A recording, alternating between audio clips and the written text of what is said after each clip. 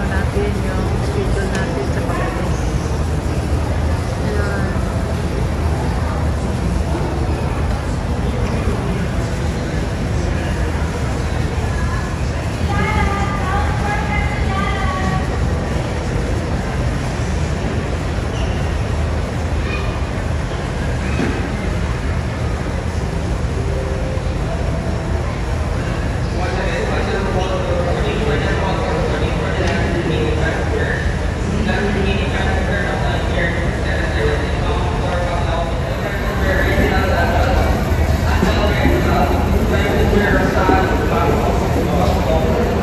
Ayan, aga pa ngayon. Nandito na naman tayo sa lokal na airport. Kararating lang natin kaninang madaling araw at ngayon, lipat na tayo dito ngayon.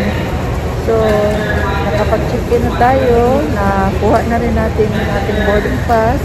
At ngayon, dito, nakaupo ako ngayon dito kasi hinihintay ko na lang yung flight ko mamaya.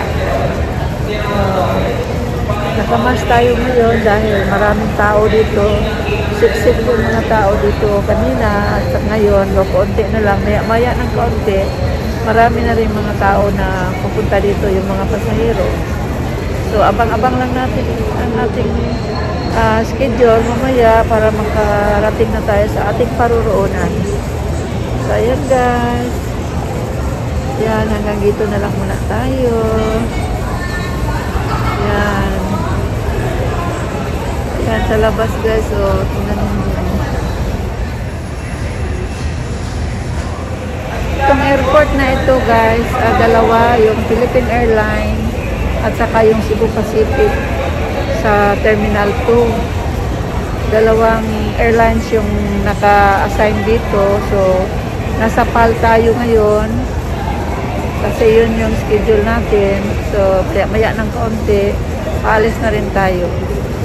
So, sa mga nanonood dyan, sa aking mga supporters, at sa mga viewers, huwag kayong magsawang manood ng aking mga video. At sana naman, i-share ninyo ang video ito para sila rin makapagsuporta din sa ating mga ginagawang mga iba't ibang video. So, hanggang dito na lang muna guys.